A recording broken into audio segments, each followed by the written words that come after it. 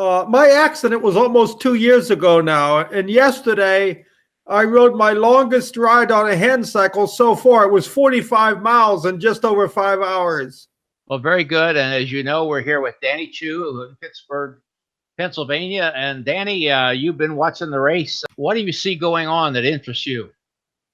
Okay, concerning the leader, Christoph Strausser, he's about 2,000 miles in. That's around the Mississippi River, right? Yeah. If we look at his average speed at this point this year, 17.07, and we compare it to his record year in 2014, he was 17.6. So that's about 0.53 off of that. But if we look at what his speed was in 2013, it was 17.21. So he's a little bit slower than that even. So I give him a logistic shot at maybe being close to what he did in 13, which was a 15.58 speed at the end. Danny, what do you think time difference is going to be at the end between Strasser and Dizzy? Well, I think it's probably going to be at least a day. The greatest time difference ever between the first and second place in solo RAAM, I think, was when Strausser set the record in 2014. Second place, Mark Pattinson, was 35 hours behind him.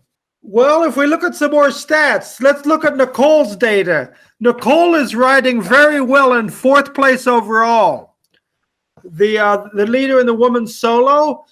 And she's 1,654 miles in, and she has a speed of 13.87. Well, if we look at her speed when she won RAAM back in 2016, she was at 11.85. So she's 2 miles an hour faster now than herself 2 years ago. Pretty impressive, eh? And now if we look at Nicole's speed, 13.87 so far this year to Shauna Hogan when she set the record in 1995. Hogan was at 13.47 at this point in the race, and Nicole's at 13.87. So she's 0.4 of a mile an hour faster than Shauna at the 1,654 mile point in the race. I think it has to be said, though, Danny, doesn't it, that Shauna had a very different route that year. Yeah, she did, because I raced it that year, and I know that the finish was quite a bit flatter through the state of Georgia.